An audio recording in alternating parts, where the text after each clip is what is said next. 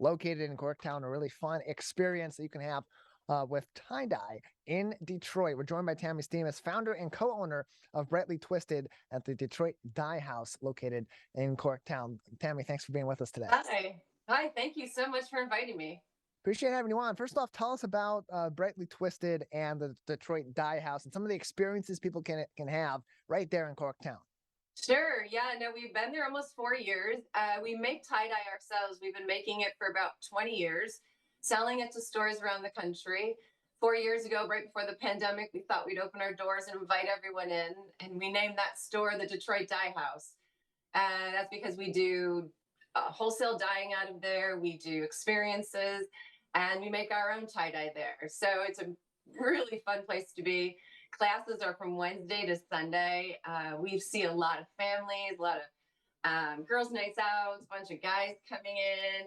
Families is a big deal. And then corporate classes and private events have been way bigger than we all expected. And I think with the pandemic kind of on its lull and passing, people are pretty excited to get to know each other again.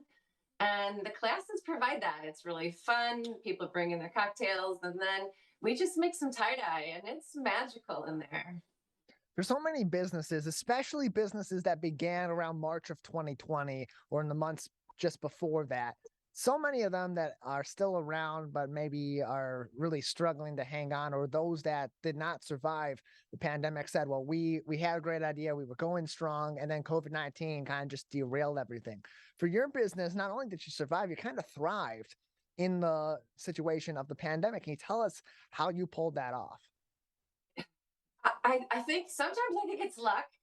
I think sometimes we've been doing it for 15 years before the pandemic. So we had people online that when we had to jump online, we had some great followers that just, I would say, single-handedly kept us in business. We took that time to be really creative a little bit and we expanded our dye classes so that when we did open, we'd be ready, to try to jump in. We changed it from a one single class to it's more like a restaurant right now. You walk in and if it's you and a friend, you sit down and the two of you have your own table. There might be 4 other places, but it kind of spread us all out. And then the experience became a little more intimate. We liked it more. So that's how we've continued it. So you mentioned pivot, I guess, to answer your question, we pivoted. Yeah. So you mentioned earlier some of your classes include corporate dye classes. For many businesses, they're bringing in a lot of new staff. They've had a lot of staff turnover. They want to continue to have some sort of cohesion or chemistry among their employee base. And these kinds of activities are great for kind of establishing that or bolstering that. Take us through one of your corporate dye classes and some of those experiences that small groups like this can have at the Detroit Dye House. Yeah, we've had as small classes as 6 people who work together or even work remotely, and they're getting together for the first time, some of them in 3 years. So it's been a pretty happy place. It's like a reunion place. But typically they come in, we've had as many as 40 people in the building, and we change that around to it reminds me of maybe a roaming cocktail party where there are stations of tie-dye and the group is moving around doing 4 or 5 different types of ties and binds in different colors. There's a lot of laughing, a lot of people joining each other, helping each other. It's such a creative space too that every once in a while, almost always, and even a big class, it'll get really quiet for a few minutes and you look down and everybody's so into their piece. Everyone's kind of forgotten everyone's around and they're just doing their own thing. So it provides both, a real social atmosphere, but you get kind of locked in your own world for a little while and you chill out, and it's noticeable. Everyone leaves a heck of a lot happier after making tie-dye. So for you mentioned that you had been doing tie-dye for about 15 years before you opened this business, and really for 20 years in total. What about tie-dye drew you to it as something that you're interested in, and later on something that you turned into a business?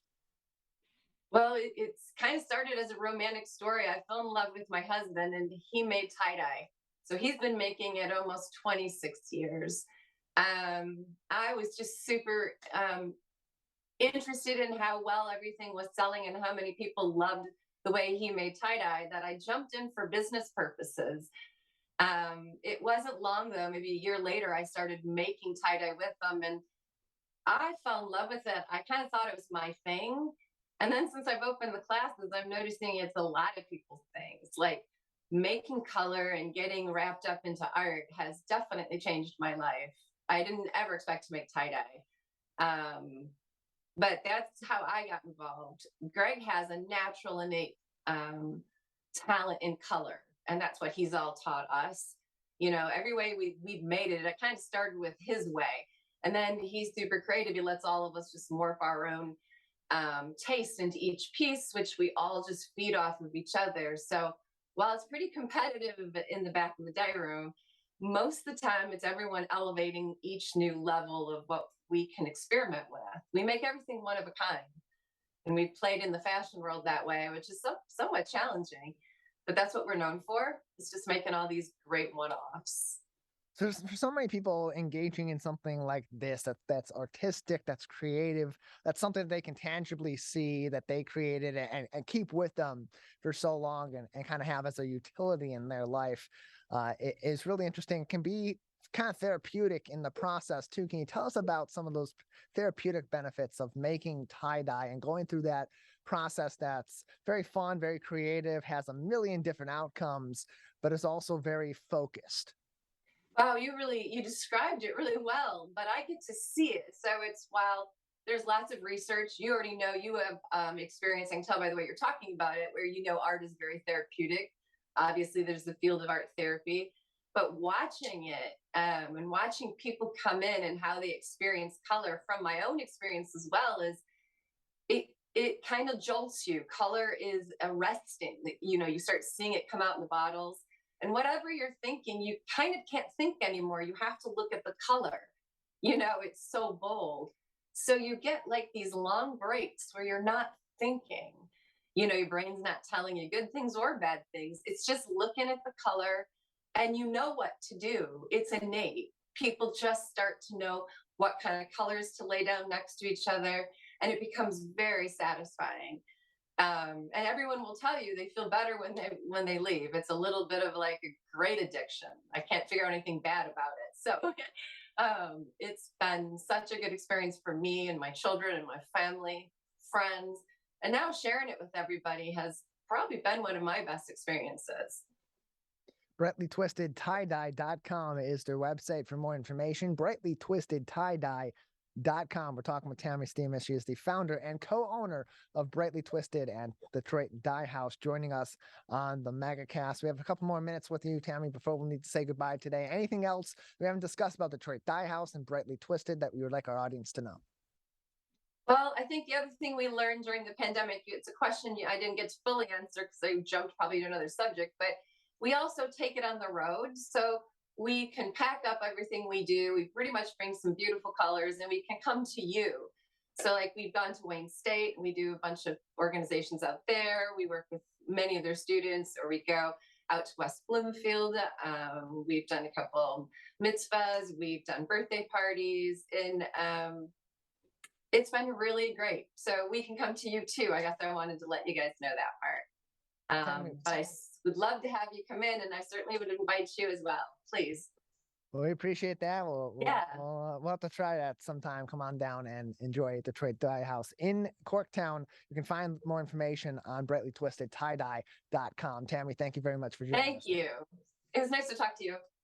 Appreciate it. BrightlyTwistedTieDye.com is their website. That is going to do it for this Monday edition of the Megacast. As always, you can keep up to date with us by visiting civiccentertv.com/megacast. There you'll find all of our programs on demand, full episodes, and each individual interview, so you can watch the Megacast on your time and at your pace. You can also learn more about all the partnering TV, radio, and web outlets that join us every single day on our program, live and live to tape, and find all about their original programming beyond the 1 hour a day, 5 days a week that they join us on the Megacast. civiccentertv.com/megacast is the website for all of that. You can also go to our local news page to keep up to date on everything happening across the state of Michigan on the COVID-19 front and more, with articles from journalistic outlets all across the state of Michigan. Click on those links, read the articles in full. They're supporting materials. You can also read other materials from those publications all day, every day. And while you're on the website, if you have the means to do so, we highly encourage you to subscribe to those publications and support journalism in your local area. You can also find on our local news page links at the top of the page to the Centers for Disease Control and Prevention, the Michigan Department of Health and Human Services, and the Oakland County Health Division's COVID-19 specific web pages. And keep up to date on all of that information as it continues to change and come in at a variety of paces over time. Big thank you to everybody that joined us on today's edition of the Megacast, as well as our crew, Calvin Brown at Master Control, and of course, the king of television, as we call him, Larry Nyland, our producer. That's it for Monday's edition of the Megacast. We'll return tomorrow with a new episode.